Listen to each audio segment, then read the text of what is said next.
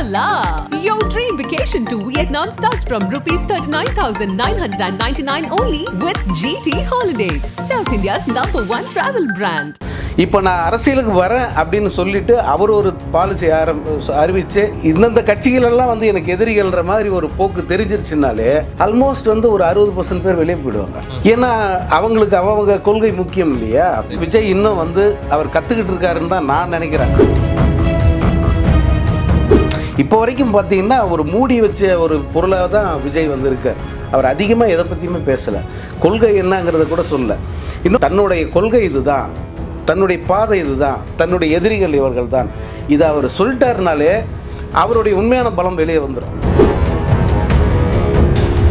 இவங்க வந்து மாநாட்டுக்காக இடம் தேர்வு பண்ணுறாங்க, அப்படி தேர்வு பண்ண இடத்த கொடுக்க மாட்டேன்னு சொல்லி மறுக்கிறாங்க. இந்த இடத்த முதல்ல தரன்றாங்க, அப்புறம் தரமாட்டேன்றாங்க. இதுக்கு பின்னாடி அரசியல் இருக்குது அப்படிங்கிறாங்க. விஜயகாந்த் வந்து கட்சி ஆரம்பித்தார் இல்லையா. விஜயகாந்த் கட்சி ஆரம்பித்து ஒரு பெரிய மாநாடு நடத்துகிறார். எங்கே நடத்துகிறாருன்னா இங்கே சென்னையில் நடத்துகிறாரு. சென்னை தீவுத்திடல வாடகைக்கு எடுத்து நடத்துகிறாருங்க. மிகப்பெரிய மாநாடு நடத்தணும் அப்படிங்கிற ஆசையில் தீவுத்திடல கேட்குறாரு, கொடுத்துட்டாங்க. அன்னைக்கு இருக்கிற ஆட்சியாளர் அது மறுக்கவே இல்லை. மாநாடு தான் நடத்திட்டு போய் எனக்கு என்ன இருக்குது.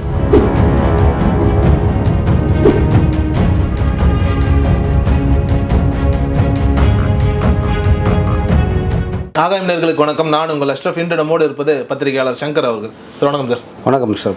சார், தளபதி 69 ப்ரீ ஷூட், அதாவது வந்து ஃபோட்டோ ஷூட்லாம் வந்து நடந்துருச்சு. உண்மை அது? உண்மைதான். அதாவது எந்தெந்த மாதிரியான ஒரு நிலையில் நடந்தது? ஏதாவது நமக்கு விஜய்க்கு அப்புறம் அதே போல் அவங்க கூட நடிக்கிற 2 ஹீரோயின் போல் இருக்குது. இவங்களை வச்சு வந்து இந்த இப்போ அந்த படப்பிடிப்புக்கு போகிறதுக்கு முன்னாடி சில ஷூட் வந்து நடந்ததாக சொல்கிறாங்க. இன்னும் அஃபிஷியலாக வந்து எதுவும் சொல்லல. 2 ஹீரோயினுங்கிறது யாருன்னு ஏதாவது ஐடியா இருக்குது? இல்லை, எனக்கு ஒன்றும் ஐடியா இல்லை. அது ஒன்றும் அஃபிஷியலாகவே தெரியல. பட் இப்போ அந்த வந்த செய்தி என்னென்னா 2 ஹீரோயின் அந்த படத்தில் இருக்காங்க, அவங்கள வச்சு வந்து ஒரு ஷூட் நடந்தது அப்படிங்கிறது தான் செய்தி. சமந்தா மீண்டும் இணைய போகிறதாக ஒரு செய்தி வந்திருக்கு. அது என்ன மாதிரி தெரியல. Nothing official. அது அதிகாரப்பூர்வமாக தெரியல. சார், ஆனால் இப்போ வினோத் தான் இந்த படத்தினுடைய இயக்குனர். ஆல்மோஸ்ட் ஆமாம், கன்ஃபார்ம் தான். நிறைய பேர் என்ன சொல்றாங்க அப்படின்னா வந்துட்டு கமலுக்கு அவர் எழுதி வச்ச ஸ்கிரிப்டை தான் வந்துட்டு அழகாக தூசி தட்டி விஜய்க்காக கொஞ்சம் மாற்றிருக்காருன்ற மாதிரியான ஒரு பேச்சு இருக்கு. அது எப்படி? நம்ம அது கதை என்னன்னு நம்ம சொல்ல முடியாது. அப்படி கூட இருக்கலாம் கமலுக்கு பண்ணது. ஏன்னா இவர் இப்போ அரசியலுக்கு வர்றாரு, இவரோட அரசியல் இமேஜுக்கு சூட் ஆகிற மாதிரி இருந்ததுன்னா, ஏன்னா கமலும் ஆல்ரெடி அவர் ஒரு அரசியல் வயது தானே, அதனால் அவருக்கு ஏற்ற மாதிரி அவர் ஒரு கதை பண்ணியிருக்கலாம். இப்போ இவர் அரசியலுக்கு வர்றதுனால வந்து அந்த கதையை இவருக்கு ஏற்ற மாதிரி மாற்றி கூட வந்து ஒரு கொடுக்க வாய்ப்பு இருக்குது. ஈவன் அந்த கதையில் கமல் வந்து கெஸ்ட் அப்பியரன்ஸ் வர்றாருலாம் நிறைய செய்திகள் வருது. அதனால் நீங்கள் சொல்கிற மாதிரி கூட அந்த கதையை இவருக்காக லைட்டாக மாற்றி பண்ணியிருக்கலாம். இன்னொரு விஷயம் என்ன சொல்கிறாங்க அப்படின்னா வந்துட்டு கமல் அவர்கள் வந்துட்டு இந்த படத்தை கோ ப்ரொடியூஸ் பண்ணுறதுக்கான சாத்தியங்கள் உண்டு. ஏன்னா ஆல்ரெடி வந்து அந்த ப்ராடக்ட் வந்துட்டு அங்கே தான். ஆமாம். ஸோ அதனால் சாத்தியங்கள் உண்டுன்ற மாதிரிலாம் சொல்கிறாங்க. இருக்கலாம். இல்லை, விஜய் வந்து அவர் ரொம்ப சந்தோஷமாக அனுமதிப்பார். ஏற்கனவே வந்து கமல் பலமுறை சொல்லியிருக்காரு, தம்பி விஜய் வச்சு நான் படம் பண்ண போகிறேன், என்னோட பேனரில் அவர் நடிப்பார் அப்படின்னு பலமுறை சொல்லியிருக்காரு. நாங்கள் 2 பேரும் இணைந்து நடிக்கிறதுக்கான வாய்ப்பு கூட இருக்குது அப்படின்னு வந்து சொல்லியிருக்காரு. அதனால் இந்த படத்தில் அதெல்லாம் நடக்கிறதுக்கான ஒரு வாய்ப்பு கூட இருக்குது. ஏன்னா இது கடைசி படம்னு வேறு சொல்லிட்டார் இல்லையா. ஒரு பேங்க் மாதிரி அப்படியே ஒரு பெரிய இது மாதிரி வரணும். அந்த படம் வரும்போதே வந்து பெரிய ஒரு இமேஜோடு வரணும், மக்கள் மத்தியில் பெருசாக பேசணும். அப்படின்னா தான் அவருடைய அரசியல் என்ட்ரிக்கு ஒரு வெயிட் இருக்கும். அதனால் இது எல்லாம் கூட சேர்ந்து நடக்கிறதுக்கு வாய்ப்பு இருக்குது. ஆனால் இது உண்மையிலேயே அரசியலுக்கு களம் கொண்ட படமாக இருந்தால் ஒரு நடிகனுக்கு அரசியல் சார்ந்த படம் வந்துட்டு அரசியலுக்கு மைலேஜ் தருமா? அது கொஞ்சம் கஷ்டம் தான். ஏன்னா எப்போ வந்து ஒருத்தர் அரசியலுக்கு வரேன்னு ஒரு நடிகர் சொல்கிறாரோ அது வரைக்கும் அவருக்கு இருந்த ரசிகர்கள் 100% வச்சுக்கோங்களேன். இதில் வந்து டிஎம்கே, ஏடிஎம்கே, காங்கிரஸ், பிஜேபி எல்லாமே இருப்பாங்க அந்த 100%. இப்போ நான் அரசியலுக்கு வரேன் அப்படின்னு சொல்லிட்டு அவர் ஒரு பாலிசி அறிவித்து இந்தந்த கட்சிகளெல்லாம் வந்து எனக்கு எதிரிகள்ன்ற மாதிரி ஒரு போக்கு தெரிஞ்சிருச்சுனாலே ஆல்மோஸ்ட் வந்து ஒரு 60% பேர் வெளியே போயிடுவாங்க. ஏன்னா அவங்களுக்கு அவங்க கொள்கை முக்கியம் இல்லையா. அவங்க ஒரு படத்தை சக்ஸஸ் ஆக்குவாங்களா அப்படிங்கிறது பெரிய ஒரு சந்தேகம். மிகப்பெரிய ஓப்பனிங் கிடைக்குமா அப்படின்னு ஒரு கேள்வி வந்துடும். ஃபேமிலி ஆடியன்ஸ் எல்லாம் சேர்ந்து வந்து மொத்தமாக பார்த்தா தான் அந்த படம் பெரிய ஹிட் ஆகும். ஆக்சுவலாக அரசியலுக்கு வரேன்னு சொல்லிட்டு ஒரு நடிகர் வந்து படம் நடிக்கும்போது ஒரு ஆபத்து இதுதான். ஆனால் உண்மையிலே அரசியலுக்கு விஜய் வந்தால் அவர் சிஎம் ஆகிறாரு அப்படிங்கிறதெல்லாம் தாண்டி அவருக்குன்னு ஒரு வருங்காலம் இருக்குமா? இப்போது எல்லாருமே சிஎம் ஆகிட முடியாதுன்னா கூட ஒரு எதிர்கட்சியாகவோ இல்லை கணிசமான ஒரு எம்எல்ஏக்களை வச்சுக்கிட்டு ஒரு கட்சி நடத்தக்கூடிய ஒரு ஆளுமை விஜய் கிட்ட இருக்குன்னு நினைக்கிறீங்களா? அது இப்போ சொல்ல முடியாது. ஏன்னா விஜய் இன்னும் வந்து அவர் கற்றுக்கிட்டு இருக்காருன்னு தான் நான் நினைக்கிறேன். அவர் பேசுகிற விதம் அல்லது பேசாமல் ஒதுங்கி நிற்கிற விதம், இது ரெண்டுத்தையும் வச்சு பார்க்கும்போது பேசுறதுங்கிறது ரொம்ப ரொம்ப குறைவாக ரொம்ப எச்சரிக்கையாக அவர் பேசுகிறாரு. மேக்ஸிமம் பேசாமல் ஒதுங்கியே நிற்கிறாரு. அது எதனாலன்னா களத்தில் வந்து நம்ம ஒன்றும் தெரியாமல் பேசி மாட்டிக்க கூடாதுங்கிற ஒரு எச்சரிக்கை உணர்வு. இன்னொரு பக்கம் வந்து நான் முன்ன சொன்னலையே, இப்போ அரசியலுக்கு வரதுக்கு முன்னாடியே வந்து அவர் எல்லாரையும் பகச்சிக்கிற மாதிரி ஏதாவது கருத்து சொன்னால் ரசிகர்கள் விலகி போயிட்டாங்கன்னா அது இன்னும் பெரிய ஆபத்து. அதனால் வந்து அவர் இன்னும் வெளிப்படையாக வந்தால் மட்டும்தான் அவருடைய கெப்பாசிட்டி எந்த அளவுக்கு கட்சியை வந்து அவர் ஹோல்டு பண்ணுவார் அல்லது தலைமை ஏற்று நடத்துகிற அளவுக்கு அவர் அந்த திறமை இருக்கா, இதெல்லாம் வந்து அப்புறம் தான் தெரியும். இப்போ வரைக்கும் பார்த்தீங்கன்னா ஒரு மூடி வச்ச ஒரு பொருளாக தான் விஜய் வந்து இருக்கார். அவர் அதிகமாக எதை பற்றியுமே பேசலை, கொள்கை என்னங்கிறத கூட சொல்ல. இன்னொன்று பாருங்கள், அவர் ஒரு கட்சி மாநாடு மாதிரி ஏதாவது ஒரு நடத்தி தன்னுடைய கொள்கை இதுதான், தன்னுடைய பாதை இதுதான், தன்னுடைய எதிரிகள் இவர்கள் தான், இதை அவர் சொல்லிட்டாருனாலே அவருடைய உண்மையான பலம் வெளியே வந்துடும், அவருடைய உண்மையான பலம் தெரிஞ்சிடும்.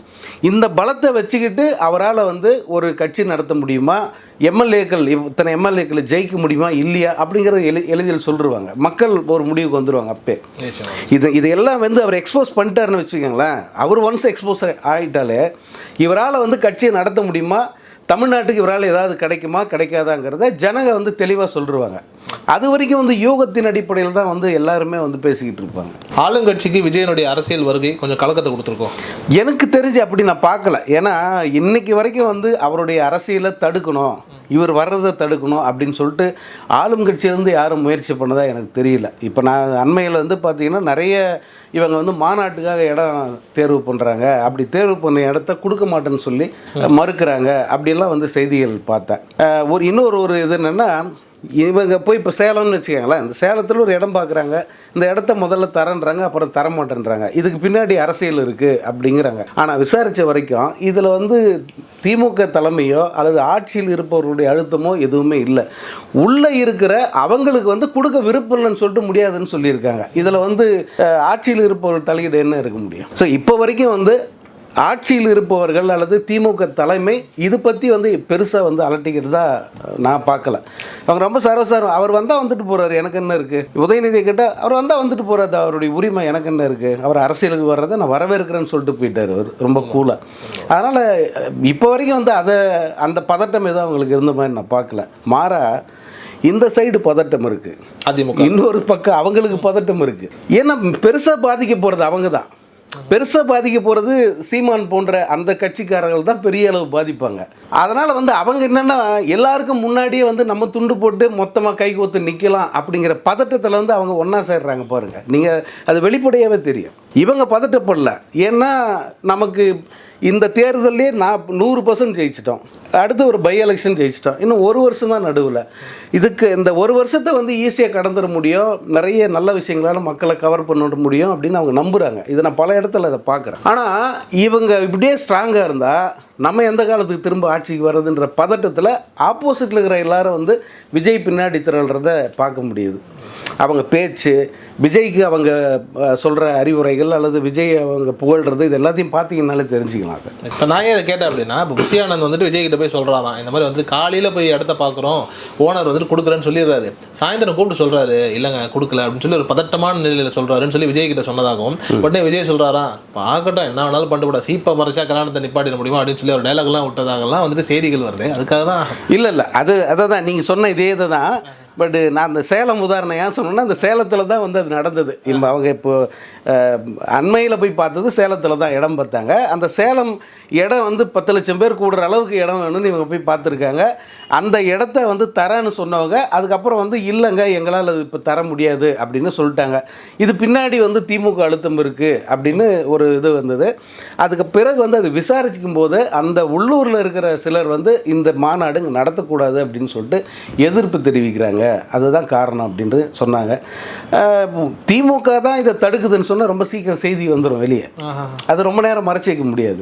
அதனால் உள்ளூரில் இருக்கிற சில அழுத்தங்கள் காரணமாக கூட அது கிடைக்காம போயிருக்கலாம். இன்னொன்று உங்களுக்கு இது சொல்கிறதுக்கு என்ன, விஜயகாந்த் வந்து கட்சி ஆரம்பித்தார் இல்லையா, விஜயகாந்த் கட்சி ஆரம்பித்து ஒரு பெரிய மாநாடு நடத்துகிறார்.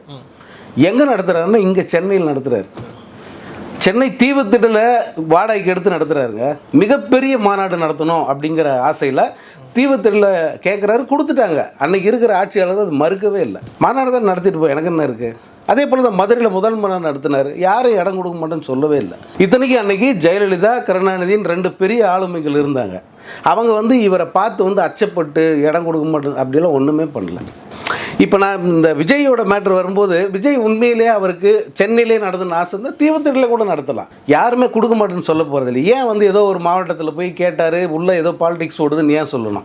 சென்னையிலே கேட்டு பாருங்க, தீவுத்திடல் தரமாட்டேன்னான்னு ஈஸியாக செய்தி ஆயிடும் அது. நிச்சயமா. ஆனால் அது அந்த தரப்பில் என்ன சொல்லப்பட்டது அப்படின்னா வந்துட்டு டீப் சவுத்துல இருந்து வர்றதுக்கு ரொம்ப சிரமமாக இருக்கும். ஸோ அதனால நடுவில் இருந்தால் கொஞ்சம் ஈஸியாக இருக்குன்ற மாதிரி திருச்சி அதான் இந்த மாதிரியான இடத்த வந்து அவங்க முதல்ல தேர்வு பண்ணிட்டு அந்த இடம் வந்து கன்ஃபார்மாக கிடைக்கும் அப்படின்றத உறுதிப்படுத்திக்கிட்டு அதன் பிறகு கிடைக்காம போச்சுன்னா அதை வந்து தாராளமாக வெளியே சொல்லலாமே. அப்படி இருந்தால் வந்து அவங்க முதல்ல அதை தான் செய்வாங்க. ஏன்னா அவங்களுக்கு அது மைலேஜ் கிடைக்கும். நிச்சயமா கரெக்ட் தான். ரொம்ப நன்றி சார் நேரத்துக்கு தகவல். வணக்கம். Hola!